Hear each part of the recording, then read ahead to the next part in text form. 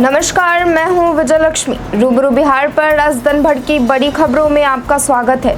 चलिए जानते हैं देश प्रदेश की अब तक की बड़ी खबरों को। ऑनलाइन टैक्सी सर्विस मुहैया कराने वाली कंपनी ओला कैब्स ने अब अपने बिजनेस में गूगल मैप्स का इस्तेमाल नहीं करने का फैसला किया है। इसकी जगह कंपनी अब खुद के बनाए ओला मैप्स का इस्तेमाल करेगी। कंपनी ने एक बयान में कहा है कि इससे उसे सालाना करीब 100 करोड़ रुपए की बचत होगी। दक्षिण कश्मीर हिमालय स्थित अमरनाथ गुफा मंदिर की यात्रा भारी बारिश के कारण दोनों मार्गों पर शनिवार को अस्थायी तौर पर स्थगित कर दी गई। अधिकारियों ने यह जानकारी दी। उन्होंने बताया कि शुक्रवार रात से बालटाल और पहलगाम मार्ग पर रुक कर भारी बारिश हो रही है। तीर्थयात्रियों की सुरक्षा के लिए एहतियाती तौर पर यात्रा को अस्थायी रूप से स्थगित करने का निर्णय लिया गया है। हाथरस त्रासदी पर सवालों से घिरे सूरजपाल उर्फ भोले बाबा आखिरकार आज मीडिया के सामने आए और चुप्पी तोड़ी। उन्होंने कहा कि वह हादसे से व्यथित है। उन्हें शासन प्रशासन पर पूरा भरोसा है कि उपद्रवकारी बख्शे नहीं जाएंगे। उल्लेखनीय है कि 2 जुलाई के बाद से उत्तर प्रदेश पुलिस भोले बाबा की तलाश में है। मानसूनी बारिश की अभी शुरुआत ही हुई है और असम में बाढ़ ने जनजीवन को अस्त व्यस्त कर दिया है। यहाँ ज्यादातर नदियां उफान पर है और कई इलाके जलमग्न हो गए हैं। सरकारी आंकड़ों के अनुसार बाढ़ के कारण असम के 30 जिलों में 24 लाख से ज्यादा लोग प्रभावित हुए हैं और अब तक 92 लोगों की मौत हो चुकी है। भारतीय अरबपति मुकेश अंबानी के बेटे अनंत अंबानी और राधिका मर्चेंट की शादी 12 जुलाई को मुंबई के जियो वर्ल्ड कन्वेंशन सेंटर में होगी। इससे पहले शुक्रवार को संगीत का रस्म निभाया गया। प्री वेडिंग की तरह ये सेरेमनी भी सितारों से भरी रही। वहीं इस सेरेमनी में टीम इंडिया के पूर्व कप्तान और खिलाड़ी महेंद्र सिंह धोनी समेत कई क्रिकेटर्स ने भी शिरकत की। देश का विदेशी मुद्रा भंडार 28 जून को समाप्त सप्ताह में 1.71 अरब डॉलर घटकर 691.99 अरब डॉलर रहा। भारतीय रिजर्व बैंक ने शुक्रवार को यह जानकारी दी। पिछले सप्ताह कुल मुद्रा भंडार 2.92 अरब डॉलर घटकर 692.89 अरब डॉलर रहा। इस साल 7 जून को भंडार 655.82 अरब डॉलर की सर्वकालिक उच्च स्तर पर पहुंच गया था। दिल्ली विधानसभा चुनाव 2025 की तैयारियों को लेकर भारतीय जनता पार्टी ने अपनी कमर कस ली है। पार्टी नेताओं ने कहा कि दिल्ली भाजपा रविवार को अपनी विस्तारित कार्यकारिणी की बैठक करेगी, जिसमें अगले साल होने वाले दिल्ली विधानसभा चुनावों के लिए अपनी रणनीति पर चर्चा की जाएगी। नीट यूजी की परीक्षा में पास हुए स्टूडेंट्स की आज से काउंसलिंग होनी है। पहले जारी कैलेंडर के हिसाब से 6 जुलाई से काउंसलिंग होने की उम्मीद जताई जा रही थी। हालांकि अभी तक स्टूडेंट्स को इस बारे में कोई जानकारी नहीं दी गई है। बताया जा रहा है कि जल्द ही वेबसाइट के माध्यम से काउंसलिंग के तारीख की घोषणा की जाएगी। बिहार में बाढ़ के दीर्घकालिक समाधान के लिए केंद्र सरकार ने एक उच्च स्तरीय समिति का गठन किया है। यह उच्च स्तरीय समिति ने शुक्रवार को बिहार के जल संसाधन मंत्री विजय कुमार चौधरी और अन्य वरिष्ठ अधिकारियों के साथ बैठक की और केंद्र द्वारा राज्य में बाढ़ से निपटने के लिए उठाए जा रहे कदमों पर चर्चा की। 6 जुलाई 2022 को बिहार में आपातकालीन सेवा का शुभारंभ सीएम नीतीश कुमार ने किया था। अपर पुलिस महानिदेशक निर्मल कुमार आजाद ने कहा कि इसका मकसद पीड़ित व्यक्तियों को 20 मिनट में सहायता मुहैया कराना है। गौरतलब है कि पिछले 2 सालों में 20 लाख से ज्यादा लोगों को आपातकालीन सेवाओं का लाभ मिला है। राजस्थान के कोटा बूंदी के सांसद ओम बिरला के स्वागत के लिए पिछले कई दिनों से तैयारियां की जा रही है। दूसरी बार लोकसभा अध्यक्ष बनने के बाद पहली बार ओम बिरला कोटा आ रहे हैं। स्वागत सम्मान समारोह समिति के संयोजक और मंत्री हीरालाल नागर ने बताया कि लोकसभा अध्यक्ष ओम बिरला के स्वागत के लिए कोटा और बूंदी दोनों जगह जबरदस्त उत्साह देखने को मिल रहा है। केंद्रीय माध्यमिक शिक्षा बोर्ड ने 10वीं एवं 12वीं कंपार्टमेंट एग्जाम के लिए आवेदन करने वाले छात्र छात्राओं के एडमिट कार्ड डाउनलोड के लिए उपलब्ध करवा दिए गए हैं। स्टूडेंट्स एग्जाम में शामिल होने के लिए प्रवेश पत्र ऑनलाइन माध्यम से सीबीएसई की ऑफिशियल वेबसाइट cbse.gov.in पर जाकर डाउनलोड कर सकते हैं। कनाडा गए भारतीयों के लिए एक बड़ी खबर सामने आई है। कनाडा पढ़ने गए छात्रों को वहां रहने से लेकर खाने पीने तक कई बड़ी मुश्किलों का सामना करना पड़ रहा है। इस बीच छात्रों में चैलेंजेस इतने ज्यादा बढ़ गए हैं कि वह अब वहां से मूव होने का सोच रहे हैं। कई तो वापस अपने स्वदेश लौटने को मजबूर हैं। सुप्रीम कोर्ट ने एक मामले में बड़ी टिप्पणी करते हुए कहा कि कोई भी व्यक्ति जन्म से अपराधी नहीं होता, बाद में उसे अपराधी बनाया जाता है। फर्जी नोट के मामले में आरोपी की जमानत मामले पर सुनवाई करते हुए जस्टिस JB पारदीवाला और जस्टिस उज्ज्वल भुइयां की बेंच ने कहा कि हर संत का एक अतीत होता है और हर पापी का एक भविष्य होता है।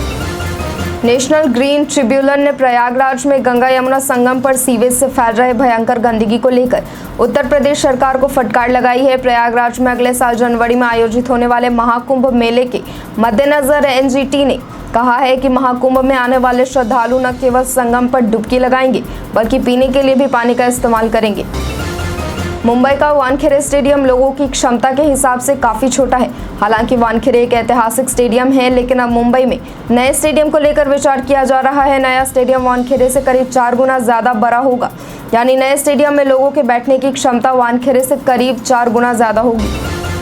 राष्ट्रपति द्रौपदी मुर्मू ने 5 जुलाई 2024 को नई दिल्ली में राष्ट्रपति भवन में रक्षा अलंकरण समारोह के दौरान सशस्त्र बलों, केंद्रीय सशस्त्र पुलिस बलों और राज्य केंद्र शासित प्रदेश पुलिस के कर्मियों को वीरता पुरस्कार प्रदान किए। इसमें 10 कीर्ति चक्र, 7 मरणोपरांत और 26 शौर्य चक्र, जिसमें 7 मरणोपरांत प्रदान किए गए।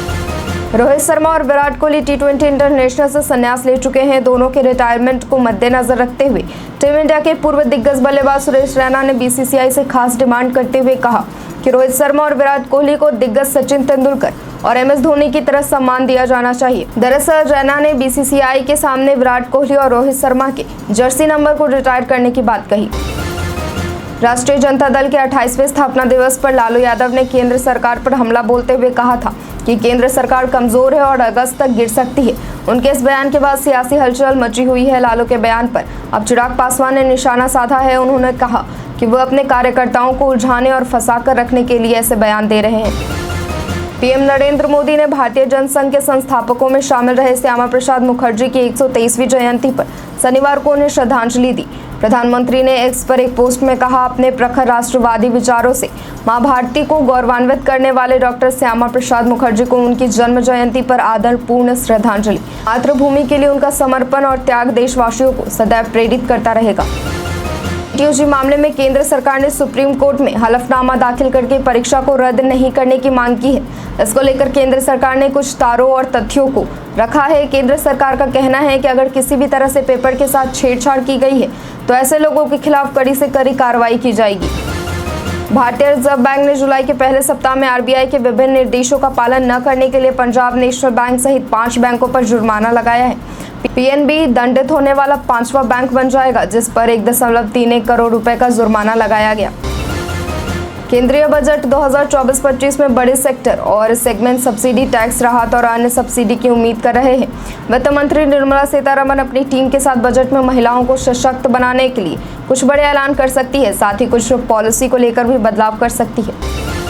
यूआईडीएआई ने कोलकाता उच्च न्यायालय को बताया कि आधार कार्ड देना नागरिकता से जुड़ा नहीं है और देश में कानूनी रूप से प्रवेश करने वाले गैर नागरिकों को भी आधार कार्ड मिल सकता है। यह दलील मुख्य न्यायाधीश टीएस शिवागमन और न्यायाधीश हिरण्मय भट्टाचार्य की एक खंडपीठ के सामने रखी गई, जो ज्वाइंट फोरम अगेंस्ट एनआरसी की याचिका पर सुनवाई कर रहे थे। कांग्रेस अध्यक्ष मल्लिकार्जुन खड़गे ने पेपर लीक को लेकर मोदी सरकार पर हमला बोला है। उन्होंने एक्स पर लिखा, मोदी सरकार ने माननीय सुप्रीम कोर्ट को बताया है कि नीट यूजी में कोई पेपर लीक नहीं हुआ है। लाखों युवाओं से ये सफेद झूठ बोला जा रहा है, उनके भविष्य को बर्बाद किया जा रहा है। जीमेल अपने यूजर्स के लिए खास फीचर लेके आया है। इसकी मदद से आप लंबे चौड़े मेल आसानी से पढ़ पाएंगे।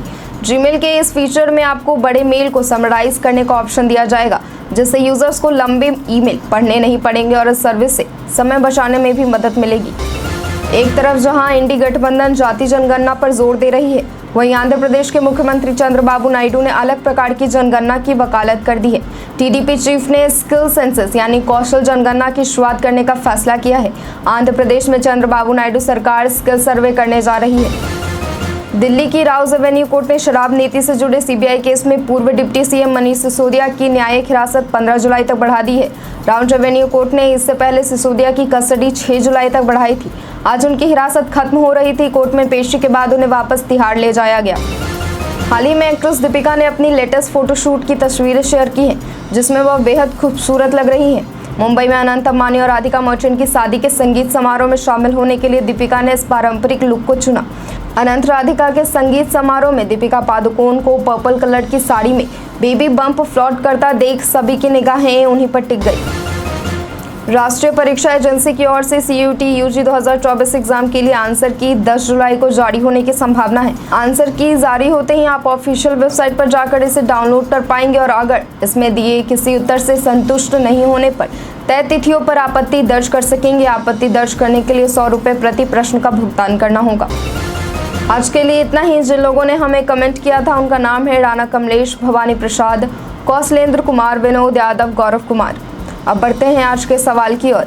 आज का सवाल है कि गंगा यमुना संगम पर बढ़ रही गंदगी को कम करने के लिए सरकार को क्या कदम उठाने चाहिए। अपना जवाब हमें कमेंट बॉक्स में लिखकर जरूर दें। धन्यवाद।